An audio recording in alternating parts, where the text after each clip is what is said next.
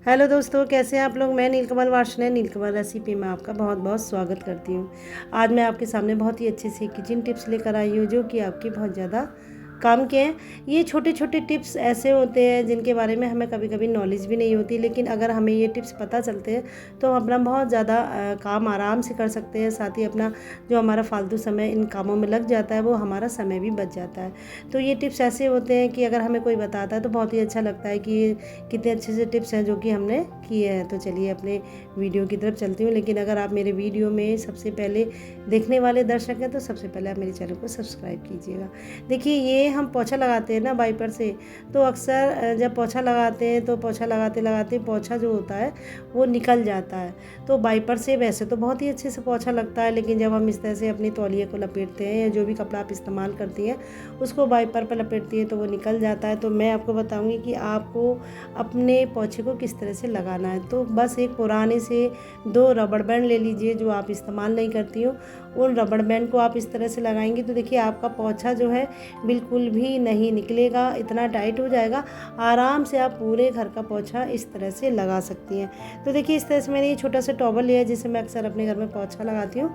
तो उसको इस तरह से लपेटा और लपेटने के बाद मैं ये किनारे जो होते हैं वाइपर के उस पर ये रबड़ बैंड को लगा दूंगी। और लगाने के बाद देखिए मेरा जो पोछा एकदम टाइट हो गया और इसको आराम से पूरे घर में आप भी लगा सकते हो, मैं भी इसी से लगाऊंगी।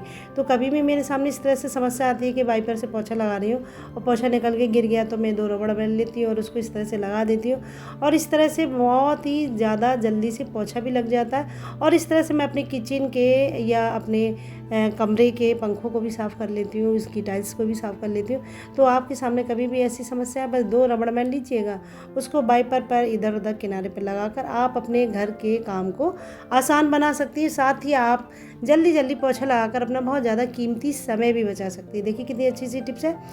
इसके बाद मेरी अगली टिप्स है जो कि बहुत ही अच्छी है। देखिए मैंने ये मिक्सी में, कभी कभी हम लहसुन प्याज को पीसते हैं और मिक्सी में बहुत ही ज़्यादा गंध आती है। कभी कभी हमारा फास्ट होता है, हमें चटनी पीसनी है या टमाटर पीसने हैं तो उसकी महक जो है जाती नहीं है लहसुन प्याज की। तो इसके लिए भी बहुत ही सिंपल सा उपाय है। बस आप लीजिएगा 1/4 चम्मच सर्फ ले लीजिएगा, जो भी सर्फ आप इस्तेमाल करती हैं, और ले लीजिएगा 6 से 7 बूंद नींबू की। बहुत ज़्यादा नींबू आपको नहीं निचोड़ा, बस थोड़ा सा 6-7 बूंद नींबू की आपको डाल देनी है और एक छोटा गिलास इसमें डाल देना है पानी।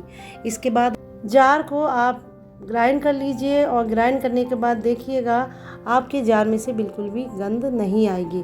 तो देखिए मैंने इसको इस तरह से 1 सेकंड के लिए बस घुमा दिया है और घुमाने के बाद इसको मैं धुलूँगी और धुलने के बाद मेरे जार से बिल्कुल भी प्याज और लहसुन की ज़रा भी महक नहीं आएगी। कभी कभी हम जार को बहुत दिनों तक रखे रहते हैं, इस्तेमाल नहीं करते हैं, तब भी आप इस तरह से ये तरीका अपनाएंगे तो आपके जार से बिल्कुल भी बदबू नहीं आएगी, ना ही कोई महक आएगी। तो देखिए कितना अच्छा सा टिप्स है आपके जार को एकदम नीट एंड क्लीन रखने का। इसके बाद मेरी अगली टिप्स है, देखिए ये करी पत्ता है। करी पत्ता जो होते हैं बहुत ही अच्छे होते हैं, हमारे स्वास्थ्य के लिए बहुत ही लाभदायक होते हैं। तो आप सुबह सुबह अपने आहार में इन करी पत्ता को इस्तेमाल कीजिएगा। तो सबसे पहले सुबह आप उठिएगा तो खाली पेट आप केवल 8 पत्ते करी पत्ता के लीजिएगा और उनको खाइएगा तो आपकी डायबिटीज़ में भी फ़ायदा होगा, साथ ही आपका वज़न कम भी होने लगेगा। तो ये वज़न घटाने में भी बहुत ही बढ़िया चीज़ है और साथ ही डायबिटीज़ के लिए तो बहुत ही अच्छा है। तो सुबह सुबह खाली पेट आप 8 पत्ते करी पत्ते के चबा चबा कर खा लीजिएगा, उसके बाद 1 गिलास पानी पी लीजिएगा। तो ये आपके लिए बहुत ही फ़ायदेमंद होंगे। इसके बाद समस्या आती है कि करी पत्तों को हम रखें कैसे कि एकदम हमें ये तरोताज़ा मिले, क्योंकि आजकल हर चीज़ में हम लोग करी पत्ता डालते हैं। पोहा बनाना हो, इडली सांभर बनाना हो तो करी पत्ते की ज़रूरत पड़ती रहती है। तो मैं बताऊँगी कि आप अपने करी पत्ते को बिल्कुल तरोताज़ा कैसे बना सकती हैं। तो सबसे पहले इनके पत्तों को अलग कर लीजिएगा और अलग करने के बाद इनको किसी एक कटोरी में पहले रख लीजिएगा। मैंने इन करी पत्तों को धुलकर साफ़ कर लिया, इनका पानी जो है बिल्कुल सुखा लिया है। तो सुखाने के लिए मैंने करी पत्तों को धुल दिया। धुलने के बाद इनको टोकरी में रख दिया, इस तरह से पानी इनका निकल गया और ये सूख गए। इसके बाद मैंने कटोरी में करने के बाद हम लेंगे एक कागज़ का गिलास। अक्सर कॉफ़ी का या चाय पीते हैं, आपने देखा होगा मार्केट में इस तरह के गिलास मिलते हैं। उन गिलास में आप इस तरह से करी पत्तों को रख दीजिएगा और रखने के बाद आप इसमें आप कितने भी करी पत्ते रख सकती है। और रखने के बाद आप लीजिएगा सिल्वर फॉइल। सिल्वर फॉइल का एक टुकड़ा लीजिएगा और उसको आप इस तरह से इस गिलास के ऊपर कस कर लपेट दीजिएगा और इसके बाद आप इसको रख दीजिएगा अपने फ्रिज में। आपका करी पत्ता 15 से 20 दिन तक बिल्कुल तरोताज़ा बना रहेगा और ये बिल्कुल ना तो सूखेगा और ना ही ये गलेगा। तो ये बहुत अच्छी सी टिप्स है करी पत्ते को एकदम हरा भरा तरोताज़ा रखने की। आपको बार बार अपने गार्डन की तरफ नहीं जाना पड़ेगा। आप फ्रिज खोलिए, फटाफट पत्ते निकाल कर इस्तेमाल कीजिएगा, उसके बाद उसको इसी तरह से रख दीजिएगा। तो देखिए कितनी अच्छी सी टिप्स है जो कि आपके कितने ज़्यादा काम में आएगी। इसके बाद देखिए ये मैंने रोटी बनाई थी तो तवा मेरा हल्का सा गर्म है अभी, और मैं बताऊंगी कि आप गर्म तवे से क्या कर सकती हैं।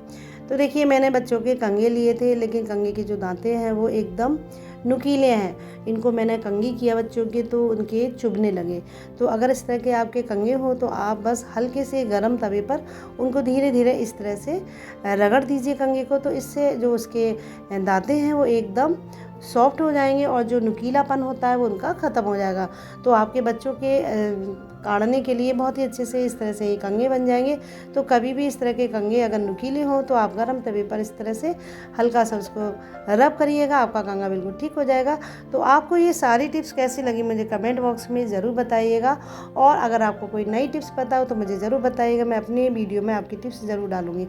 मिलते हैं अगले वीडियो में, तब तक के लिए बाय बाय।